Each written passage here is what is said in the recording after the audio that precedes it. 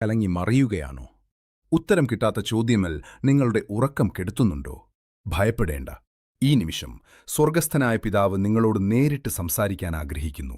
കൊടുങ്കാറ്റുകളെ ശാന്തമാക്കിയ അതേ ശബ്ദം ഇന്ന് നിങ്ങളുടെ ഹൃദയത്തോടും മന്ത്രിക്കുന്നു. എന്റെ കുഞ്ഞെ, ശാന്തമായിരിക്കുക. അസാധ്യമായ കാര്യങ്ങളെ ഞാൻ കൈകാര്യം ചെയ്തുകൊള്ളാം. നീ അടങ്ങിയിരുന്ന് എന്നിൽ വിശ്വസിക്കുക. മുൻപും ഞാൻ നിന്നെ സഹായിച്ചിട്ടുണ്ട്, ഇനിയും ഞാനത് ചെയ്യും. എന്റെ ശബ്ദത്താൽ കാറ്റും കൊടുങ്കാറ്റും അടങ്ങിയതുപോലെ നിന്റെ ഹൃദയത്തിനുള്ളിലെ സംശയത്തിന്റെ ഇരമ്പുന്ന കടലും ശാന്തമാകും. ഇപ്പോൾ എന്റെ അടുത്തേക്ക് വരിക. നിനക്ക് ആവശ്യമായ വിശ്രമം ഞാൻ നൽകാം.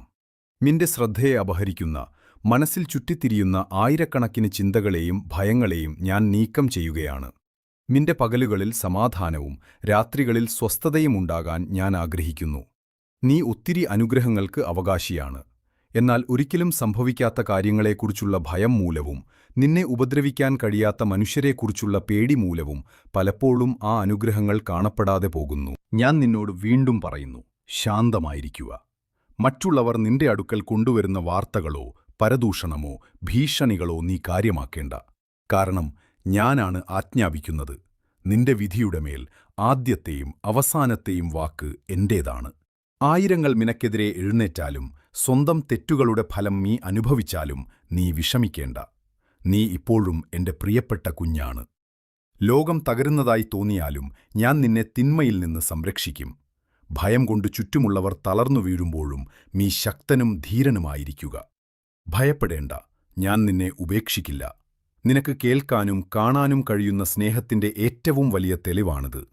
ഈ മാധ്യമത്തിലൂടെ ഞാൻ നിന്നോട് സംസാരിക്കുന്നുവെന്ന് നിനക്ക് ഉറപ്പിച്ചു പറയാൻ കഴിയും. നിന്റെ ഹൃദയത്തിൽ എന്റെ സ്പർശനം നീ അറിയുന്നുണ്ട്. അത് നിന്റെ സംശയങ്ങൾക്ക് മറുപടി നൽകുന്നു. ഞാൻ നിന്നെ സ്നേഹിക്കുന്നു. നിന്നെ മുറിപ്പെടുത്തിയ പരിഹാസങ്ങളെ ഞാൻ എടുത്തുമാറ്റുകയാണ്. നിന്നെ തോൽപ്പിച്ച ദുഷ്ടന്മാരുടെ കൈകളിൽ നീ അനുഭവിച്ചതൊന്നും വെറുതെയാകില്ലെന്ന് വിശ്വസിക്കുക. ഇന്ന് നിനക്ക് ശക്തിയും ജ്ഞാനവും പക്വതയുമുണ്ട്. നീ സ്നേഹിക്കുന്നവർക്ക് വേണ്ടി പോരാടാനും നീ അനുഭവിച്ചതുപോലെ കഷ്ടപ്പെടുന്നവരെ സഹായിക്കാനും നീ തയ്യാറായി കഴിഞ്ഞു. നിന്റെ വിടുതലിന്റെ സമയം വന്നെത്തി. ഇരുളിൽ കഴിയുന്നവർക്ക് വെളിച്ചം പകരാൻ എന്റെ സ്നേഹത്തിന്റെ ഒരു ഉപകരണമായി നീ മാറിയിരിക്കുന്നു. എന്നാൽ നിന്റെ ശത്രുക്കൾക്ക് നിന്റെ കഴിവുകളെക്കുറിച്ച് അറിയാം. നിന്റെ സമാധാനം കവർന്നെടുക്കാനും കുഴപ്പങ്ങളുണ്ടാക്കാനും അവർ തിരിച്ചുവന്നിട്ടുണ്ട്.